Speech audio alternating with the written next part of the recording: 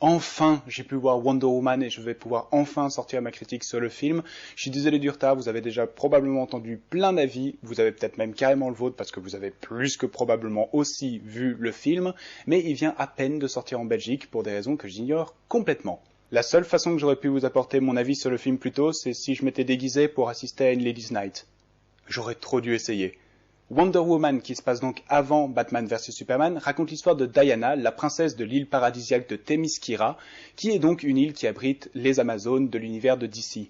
Créée par le passé par Zeus afin de vaincre le dieu de la guerre Arès, elle continue à s'entraîner tous les jours au cas où celui-ci reviendrait. Et effectivement débarque sur leur île paradisiaque un espion britannique qui vient leur apporter la nouvelle que il y a une guerre en ce moment sur Terre qui tue des milliers de personnes. Diana, choquée que son peuple ne veuille pas intervenir dans cette guerre afin d'y mettre fin, décide d'elle-même partir avec l'espion britannique pour elle-même trouver Arès et le vaincre à nouveau.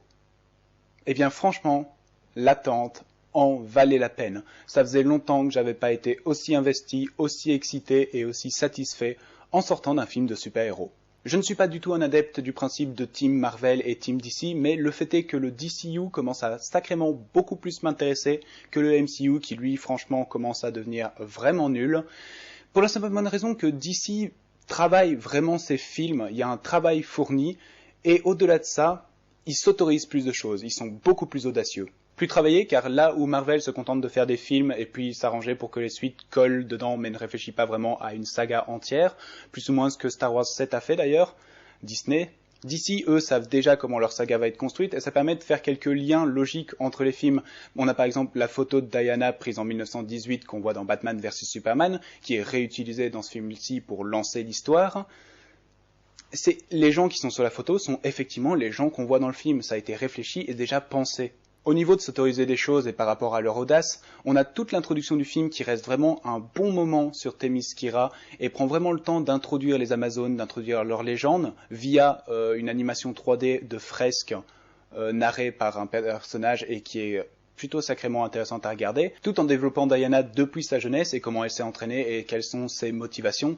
Ça peut donner un petit effet comme dans Man of Steel où on voit la planète de Superman au début et que les gens pensaient qu'on y resterait 5 minutes et qu'en fin de compte on est resté 15 minutes. Ça peut donner un effet de peut-être trop s'attarder sur une chose qui n'a pas énormément d'importance, mais après tout ça reste quand même sacrément intéressant et vu que c'est une origin story, il est intéressant et important de savoir d'où est-ce que Diana vient. Et d'ailleurs, de manière générale, le film est assez posé. Il y a le nombre de scènes d'action qu'il faut dans un blockbuster d'été, mais toutefois, c'est quand même sacrément plus axé sur les personnages, sur les relations qu'il y a entre eux, et c'est vraiment pas votre film de super-héros commun et typique, c'est beaucoup plus un film de guerre et un film d'espionnage. Et ainsi, comme je l'ai dit, il y a un énorme travail qui est fourni sur les personnages du film, et je pense que, franchement, la quasi-totalité des personnages du film me sont restés en mémoire. Le film utilise vraiment différentes techniques pour les rendre mémorables. On a donc les Amazones qui sont donc dans toute l'introduction et que franchement je vois mal comment vous pouvez sortir de ce film en oubliant la mère de Diana et la tante de Diana.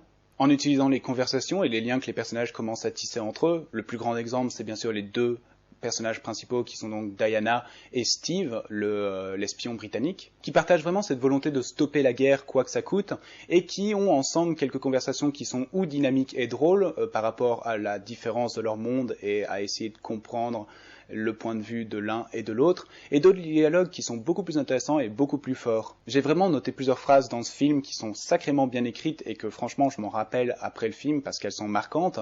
On a par exemple une phrase de Steve joué par Chris Pine qui raconte donc que son père lui disait qu'il y avait deux façons de gérer un problème, ou alors on ignorait et on ne faisait rien, ou alors on essayait de faire quelque chose. Et il explique après que ça fait longtemps qu'il a fait la première option et qu'il est temps d'essayer la deuxième. Comme ça pourrait paraître un peu mou, mais c'est en anglais, c'est dynamique et c'est joué. Ici, je vous explique juste. Et pour en citer rapidement une autre, il y a une citation de plus tard entre des espions lorsqu'ils sont autour d'un feu de camp, où ils disent qu'on obtienne ce qu'on veut, qu'on obtienne ce dont on a besoin, mais qu'on n'obtienne pas ce dont on mérite. Pour ce groupe d'espions, d'ailleurs, le film utilise une autre technique pour les rendre mémorables, c'est de vraiment les rendre atypiques. On a un Indien qui est vendeur d'armes et qui donc forcément pendant une période de guerre fait des profits. On a un Soul qui se vante de pouvoir tirer mieux que quiconque. On a un homme à style arabique qui a toujours rêvé d'être un acteur, mais dû à sa couleur de peau, c'était pas vraiment possible. Et s'ils ne sont pas atypiques, en fait, ils sont marquants par leur look, et ça c'est principalement chez les ennemis, chez les Allemands, où on a donc le général qui est peut-être le personnage le moins marquant du film pour la simple raison que c'est joué par l'acteur dont j'ai oublié le nom, je mettrai la photo. Et ce gars, à chaque fois qu'il est dans un film de super-héros, joue un général allemand ou nazi. Je commence à en avoir un peu marre de le voir dans ce rôle. Mais le meilleur exemple d'un personnage marquant par son look, c'est la chimiste allemande qui, elle, j'aime beaucoup son design. Toutefois, je vous rassure, quand je vous dis que le film est posé, il contient tout de même ces scènes d'action, et elles sont dingues. On a par exemple une scène d'action qui fait s'affronter un groupe d'Amazones contre des soldats armés, et ça permet vraiment de montrer le dynamisme de la stratégie de combat des Amazones et leurs différentes techniques d'approche. On a la scène où Wonder Woman sort des tranchées et traverse le champ de bataille, et ça a juste trop la classe de la voir courir comme ça et d'éviter les balles, d'éviter les obus grâce à son bouclier, grâce à son gantelet, et en fait toute la scène qui suit le combat dans le petit village, extraordinaire. On montre vraiment en fait sa force, sa puissance et son pouvoir de destruction par rapport à ces petits soldats. Une scène où d'ailleurs on voit vraiment en quoi est-ce qu'elle inspire les soldats, en quoi est-ce qu'elle leur apporte l'espoir, une chose qui m'avait complètement manqué dans le film de Captain America, je comprenais pas pourquoi est-ce que les gens le suivaient. C'est vraiment dantesque, il y a une putain de chorégraphie, mais il y a peut-être un petit peu trop de slow motion, donc de ralenti sur l'image. Et quand je dis qu'il y en a beaucoup, il y en a vraiment beaucoup. Et bien qu'à certains mouvements, ça a de l'intérêt, c'est quand même sacrément intéressant à voir ralenti, il y a plusieurs instants où je me suis dit, c'est pas la peine. Je pense qu'en vitesse normale, ça aurait été tout aussi visible et tout aussi dynamique. Je ne sais pas si c'est parce qu'ils sont sous la production de Snyder, mais en soi, Snyder n'utilise pas tant que ça les slow motion, franchement, et il les utilise à des moments important, pas non-stop. Vous prenez par exemple Batman vs Superman, il n'y a pas un seul slow-mo, si je ne m'abuse, pendant un combat. Et la scène où Batman casse la gueule à des mercenaires, qui est probablement la scène la plus badass et la plus dynamique du film, ne contient aucun slow-motion, si je ne m'abuse. Un autre aspect du film que je pourrais ne pas être trop en accord avec, c'est l'humour. Suite à Batman vs Superman, il y a eu énormément de gens qui se sont plaints que c'était trop sérieux, que c'était trop adulte, que c'était trop mature. Et donc DC a décidé de rajouter un peu plus d'humour dans les films suivants. Ici, je vous rassure, l'humour ne me dérange pas. C'est pas du tout des gens qui essayent d'être drôles comme c'est le cas dans Marvel, c'est plus des situations cocasses. Vu que Diana vient d'une île complètement coupée du reste du monde et peuplée par des Amazones, d'ailleurs c'est pas franchement expliqué comment est-ce qu'on rentre et comment est-ce qu'on sort de ce monde parallèle. Elle fait forcément tâche au milieu de la civilisation moderne du début du XXe siècle, et Chris Pine, quelquefois, essaie vraiment de décoder ce qu'elle lui dit. Franchement, la plupart des scènes d'humour marchent assez bien que je fasse quand même partie des gens qui trouvent que c'est peut-être un peu dommage d'avoir perdu le sérieux qu'il y avait auparavant. Mais il y en a quand même.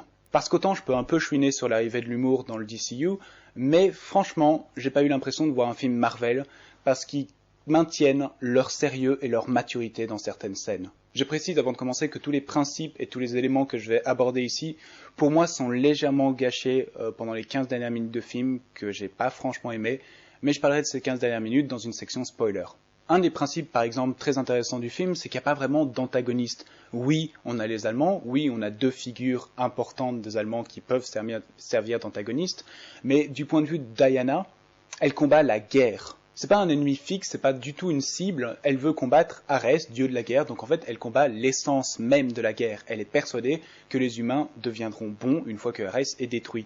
Ce qui, forcément, par rapport à notre monde, la rend un petit peu naïf, un petit peu candide, ce qui peut éventuellement énerver certains d'entre vous dans le film, mais qui est plutôt sacrément intéressant parce que il y a un développement de personnage, vu qu'elle part de ce point de vue très candide, très naïf, de croire que tuer Arès égale arrêter toutes les guerres dans le monde et ramener l'amour.